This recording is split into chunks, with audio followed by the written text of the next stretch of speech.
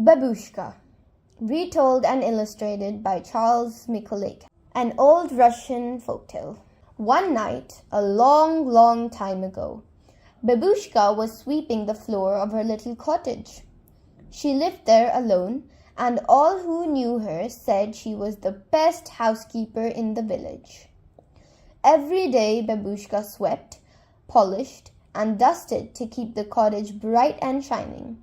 She worked from the glimmer of dawn to the shadows of night.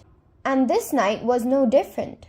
Under the wide Russian sky, Babushka was finishing her chores before she went to bed. The polishing, the dusting, and almost all the cleaning had been done. She opened the door to her cottage to sweep the snow from her doorstep. The cold air reddened her nose and nipped at her ears. As Babushka swept, the air around her grew warm and fragrant. Raising her head, she smelled cinnamon, like the cinnamon in the pies she often baked. "Is my neighbor Anushka baking at this hour?" she asked herself. I doubt it, but the scent became stronger, so Babushka stopped her sweeping and peered down the road. Through the swirling snow, she could see a procession entering the village. It seemed longer and more splendid than any she'd seen for the Tsar. The leader was riding a humped beast with long legs. They glided across the snow, followed by a line of carts and torch-bearers. All moved in silence. Not the pots hanging from the carts, nor the bells on the animals made a sound. Babushka stared in wonder at the procession until it stopped at her cottage. At the end were 3 men who stepped into the snow and came towards her.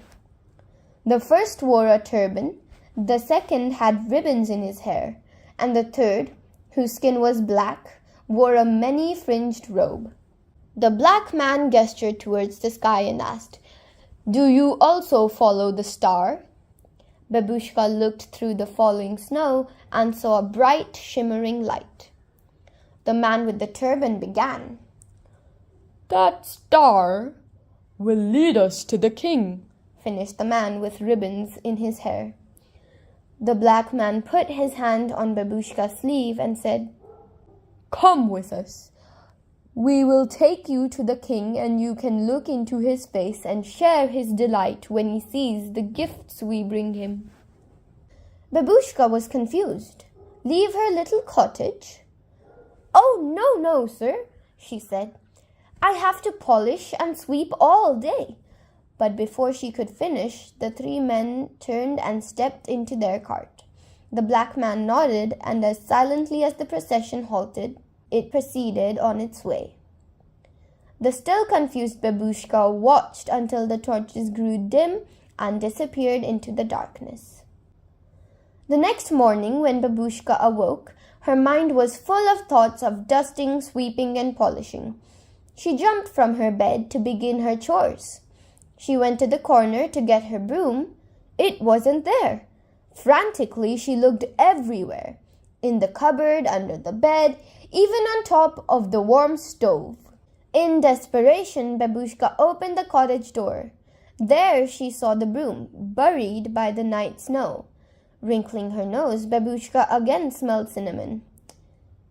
"Is Anushka still baking?" she asked herself as she reached for the broom. Her sleeve brushed across her nose. The warm, lovely smell of cinnamon was on her sleeve where the black man had placed his hand. Babushka forgot the broom, the sweeping, the dusting, the polishing. She remembered the night before, the torches, the procession, but most of all, the 3 men. Babushka's heart beat fast. Abandoning her cottage, she wrapped her scarf around her head and ran down the road, hoping to catch up with the 3 men who were on their way to see the king. Many miles from where she started, she met a stranger who told her he'd heard the 3 men had found the king. He smiled as he said, "And the king was but a child." Upon hearing this, the happy Babushka raced on. For day after day, year after year, Babushka searched.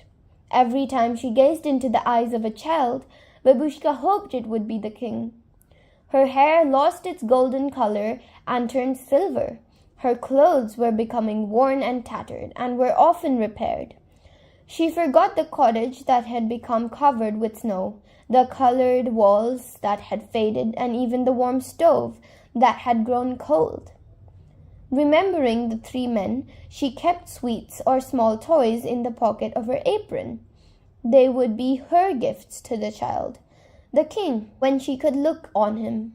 At night, a mother glimpsing into a nursery might see a strange old figure, but just as quickly the silent, shadowy shape would be gone. Then the mother would notice a small treat laying on the pillow by her child's head, and smell the faint scent of cinnamon that lingered in the air. "Babushka has been here," the mother would sigh knowingly. Old Babushka's search continued.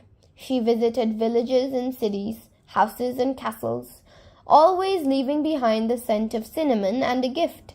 The children would wrinkle up their noses at the warm smell, but they loved the gifts, whether they were a small sweet in shining paper, which they promptly ate, or a wooden chicken or duck made by Babushka herself. They saved the tiny toys for their children, who in turn saved them for their children.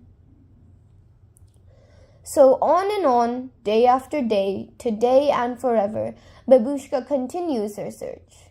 A baby laughs, the smell of cinnamon fills a room, and the tiny gifts appear. We know, and we will always know, Babushka has been there. Babushka, who is still seeking the child who was born a king. Thank you. Like and subscribe down below.